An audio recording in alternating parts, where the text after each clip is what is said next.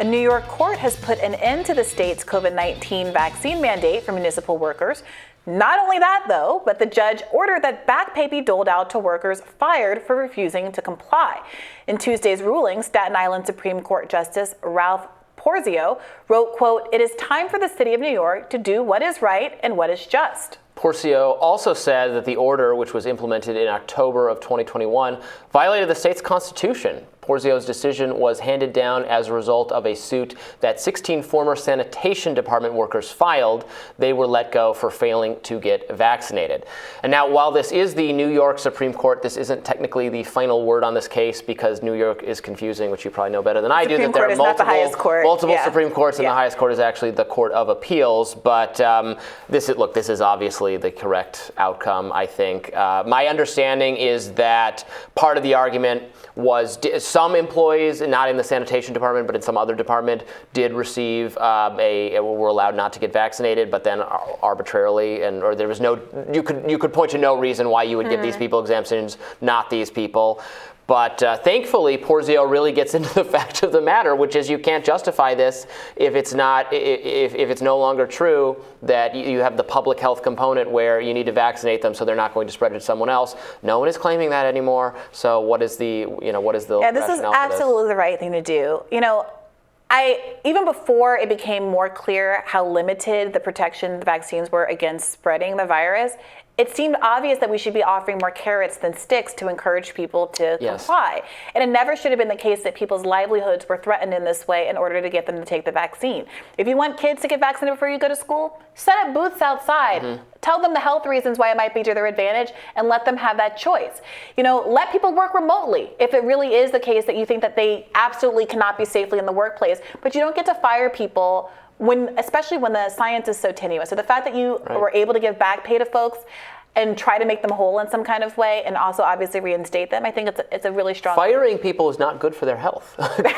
Not paying them is not good for their health. Especially in a world where we don't have basic social support safety net programs or health care if you don't have a job. In the middle of a pandemic, the logic of putting people in a situation where if they did then contract COVID, wouldn't be able to pay for the treatment they received to keep them alive was a really craven situation. It really didn't make sense. It speaks to, it's just as you said, carrots rather than sticks. Carrots are the good thing. Sticks hurt. Yeah. It's the whole kind of force people to do this, brute force it approach, which has run up against legal issues at every stage here in New York, at the national level when Biden, tried to issue without any Congress passing any new laws, he just declared it. That ran up against what the Supreme Court said. So that approach has been legally problematic. I think it's morally problematic. It's tactically problematic, and it puts people.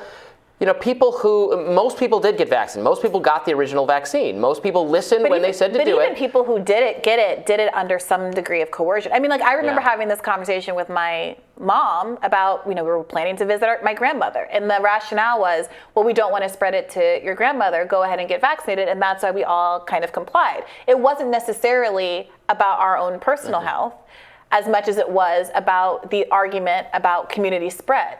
And now, look, I think that you can make a gamble on the science. Maybe they really thought that the science was going to be conclusive, that there was a really strong public health reason to compel people to get vaccinated. But the gamble didn't play out. And so now I think the very least that people can do is try to make folks whole. Yeah, absolutely. And as you said, you can continue to encourage it. You can do things to make people's life easier if they want to get vaccinated. All fine with that.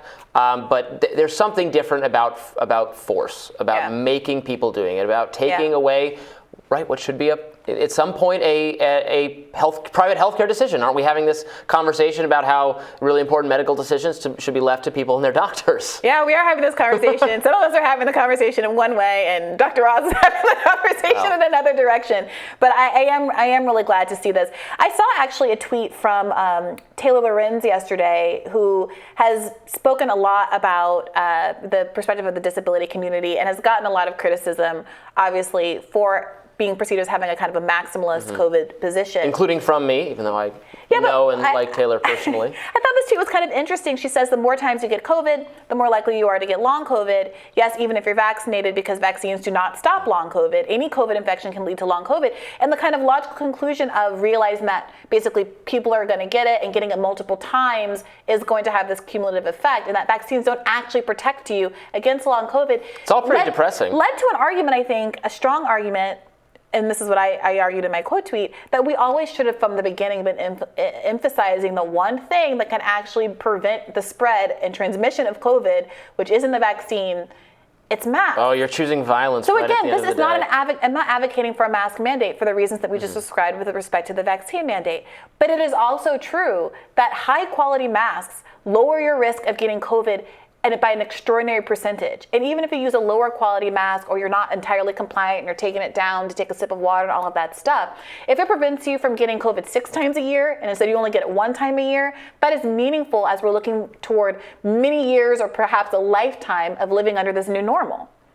I don't know about any of that. I don't know that the less good masks worn inconsistently are really doing much good at all. A lot of health officials say that they are, Robbie. Even against Omicron, against these super contagious. Yes, even the more flimsy hospital masks. I don't know about that. Cut transmission rates by like 50%.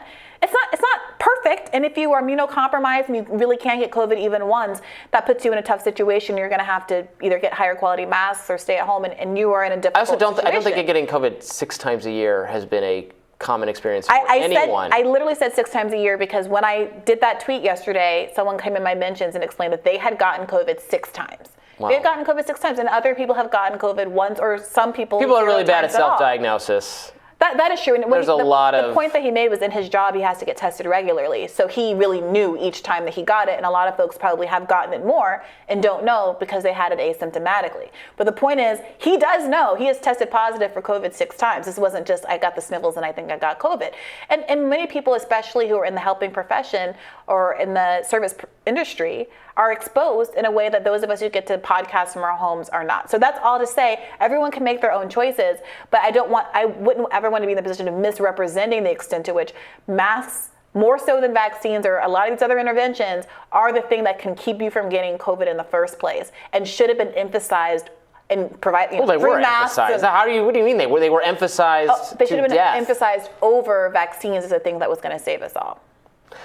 But they're not more effective at preventing severe disease and death. No, they're not. Which is you're right. The vaccines were wrongly stated to be doing something with respect to the community spread aspect of it and like ending the pandemic. Look, it would make me. It would make me very happy if the high quality masks are as effective as many experts suggest they are, very successful at preventing spread of COVID. I hope that is the case, and that way if people who want to wear them. It wouldn't make a difference for you, Robby. Well, no, you wouldn't care. I'm not going to wear them either way, but I hope that other people, I can't wear one again. I can't do it, but other people, if they want to protect themselves, I hope that is doing some good for them. I don't want people to get sick, and people who want to take extra protection to avoid getting sick, they should absolutely do that, and I hope the masks are working for them. All right, well, I can't wear them anymore. We're going to log off. I'm going to order another pack of KN95s, but we'll have more rising for you right after this.